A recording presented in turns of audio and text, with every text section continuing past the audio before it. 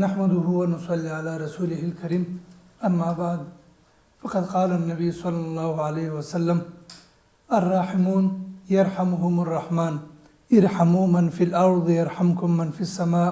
صدق اللہ العظیم۔ سب سے پہلے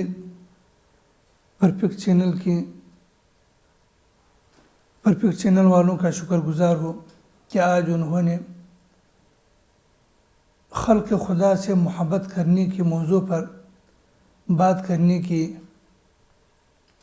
دعوت دی۔ موضوع ہے آج خلق خدا سے محبت کرنا۔ حضور صلی اللہ علیہ وسلم کا ارشاد ہے الراحمون، تم ایک دوسرے پر رحم کرو، یرحمہم الرحمن، اللہ تعالیٰ تم پر رحم فرمائے گا۔ ارحموا من فی الارض، زمین والے تم زمین والوں پر رحم کرو۔ ارحمکم من فی السماء، آسمان والے تم پر رحم فرمائے گا۔ یہ حدیث ابو داؤد شریف میں موجود ہے۔ اس حدیث کی تشریح میں علماء کرام فرماتے ہیں کہ مخلوق کے ساتھ رحم کا معاملہ کرنا یہ بعینہ تصوف اور طریقت ہے۔ انسان کا اگر دوسرے انسان کے ساتھ محبت ہو تو اس محبت کی بنا پر معاشرے میں سکون، معاشرے میں اطمینان، ایک انسان کا دوسرے انسان کے ساتھ خیر خواہی کا معاملہ خود بخود نظر آ جائے گا۔ لیکن یہ حضور صلی اللہ علیہ وسلم کی چاہت ہے۔ اب ہم اگر حضور صلی اللہ علیہ وسلم کی پیروی کریں، ان کی دین کی پیروی، ان کی تعلیمات کی پیروی کریں، تو پھر ہمارے معاشرہ خود بخود ایک پرامن معاشرہ وہ وجود میں آ جائے گا۔ مجنون اپنے لیلا کے متعلق ایک اشعار میں کہتا ہے کہ امر علی الدیار دیار لیلا اقبل ذا الجدار و ذا الجدار، کہ جب میں لیلا کی وطن سے گزر رہا تھا جہاں وہ رہتی ہے، تو میں کبھی اس دیوار سے محبت کرتا، کبھی اس دیوار سے محبت کرتا۔ اب مجنون کا لیلا کے وطن کی دیواروں کے ساتھ محبت کرنا، کیونکہ لیلا کی محبت مجنون کے دل میں زیادہ تھی، تو اب اس زیادہ محبت کی بنا پر، اور محبت بھی وہ محبت جو ختم ہونے والی محبت ہے، جو فنا والی محبت ہے،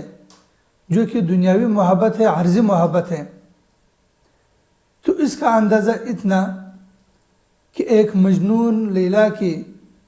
جس وطن میں وہ رہتی ہے، ان کی دیواروں کے ساتھ ان کی محبت اتنا زیادہ ہے، تو کیا اگر ہم اللہ تعالیٰ کے ساتھ اس سے بڑھ کر زیادہ محبت کا اہتمام کر لیں تو ان کی کیا صورت ہوگی؟ تو اس کا مطلب یہ ہے کہ محبت دنیا میں انسانوں کے ساتھ، اس سے انسان کے دل میں اللہ تعالیٰ کی طرف سے ایک طاقت پیدا ہوتی ہے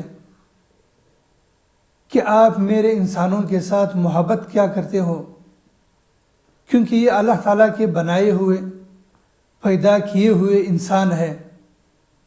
تو اللہ تعالیٰ کے ساتھ محبت کرنے کا دعویٰ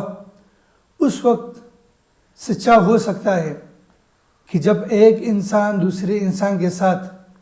محبت بھی کرے، ان کے ساتھ اخلاق سے پیش بھی آ جائے، تو پھر اگر انسان یہ دعویٰ کر لے کہ میں اللہ تعالیٰ کے ساتھ محبت کرتا ہوں، تو وہ اس دعوے میں سچا ہے۔ لہذا اگر انسان غور کر لے کہ انسان اپنے ہاتھ سے کوئی چیز بنا لے، تیار کر لے، مثلا ایک ٹیبل انسان بنانے کا ارادہ کر لے، اس ٹیبل کے بنانے میں پیسہ بھی خرچ ہوتا ہے، اس ٹیبل کے بنانے میں وقت بھی صرف ہوتے ہیں، تو اس کے آخری نتیجے تک کوئی دوسرا بندہ یہ کہے کہ اس ٹیبل کو توڑ دو، تو انسان کے دل کو دکھ بھی پہنچتی ہے، اور یہ گوارا بھی نہیں کرتے کہ میں نے اپنے ہاتھوں سے مشکل سے سختی سے میں نے اس ٹیبل کو بنایا،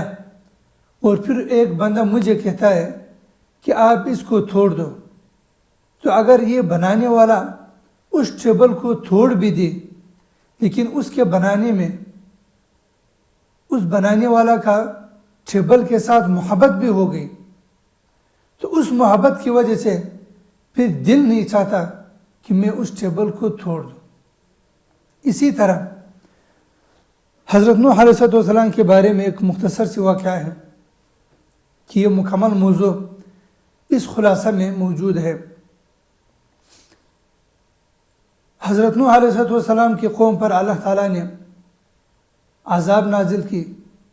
پھر اس عذاب سے وہ ہلاک ہو گئے سارے قوم۔ اس کے بعد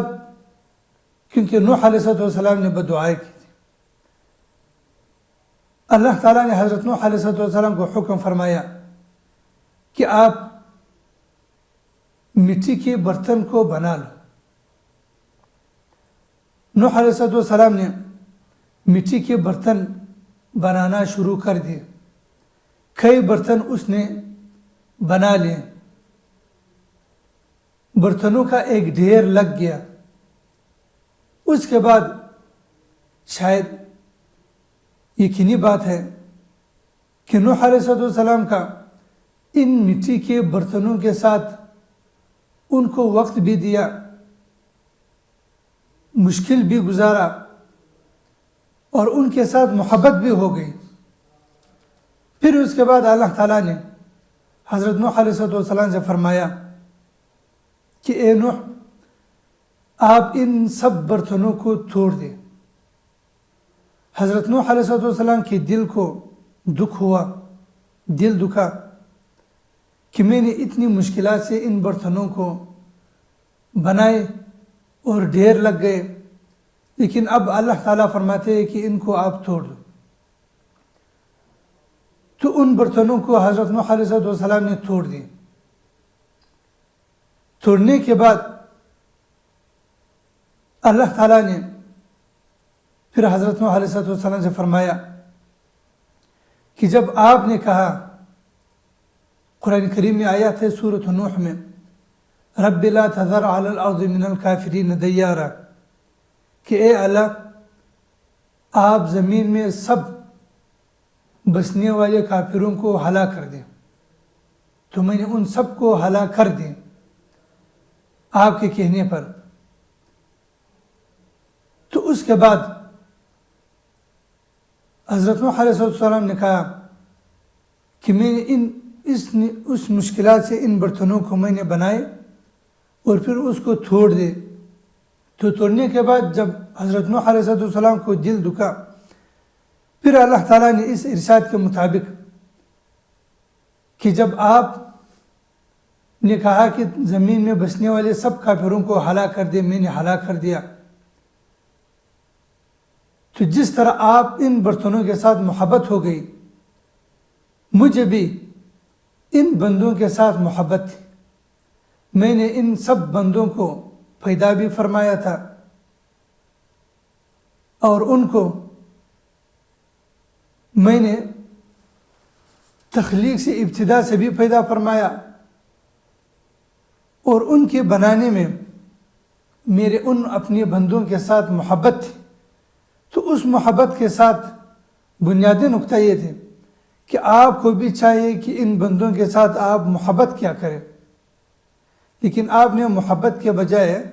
آپ نے کہا کہ زمین میں تمام کافروں کو جو بستے ہیں ان کو ہلاک کر دیں، میں نے ہلاک کر دیا۔ تو لہٰذا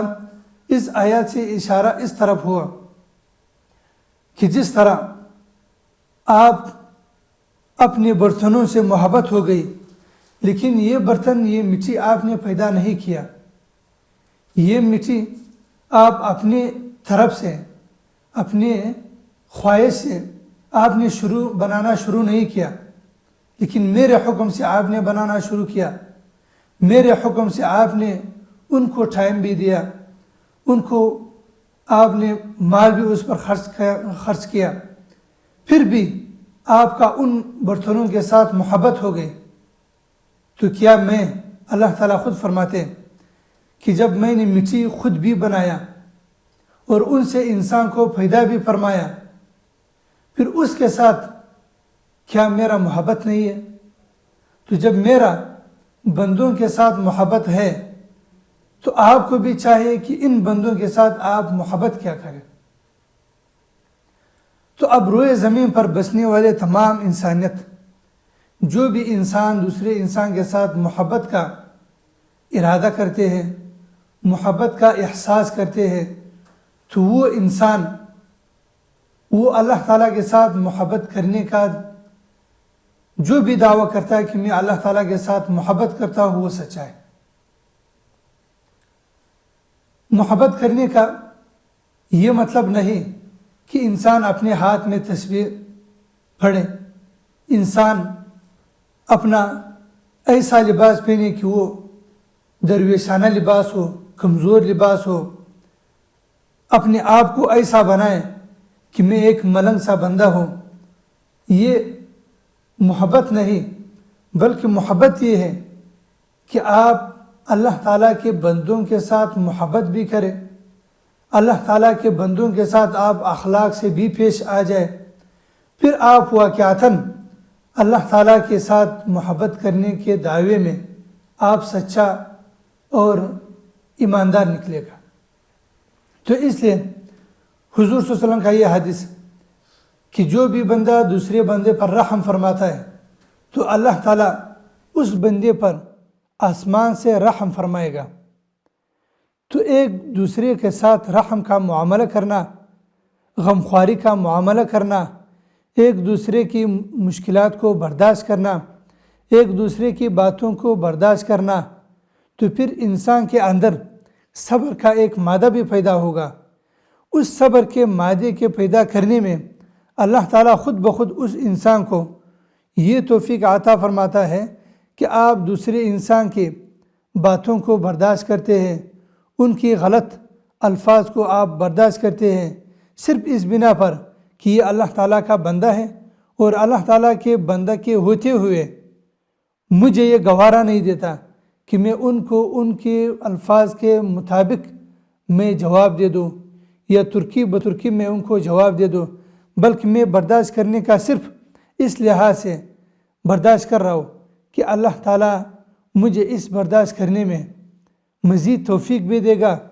اور مزید مجھے اچھے اعمال کی توفیق بھی دے گا، اور جو غلط الفاظ کہنے والا بندہ ہے وہ بھی اپنے اس غلط الفاظ کہنے پر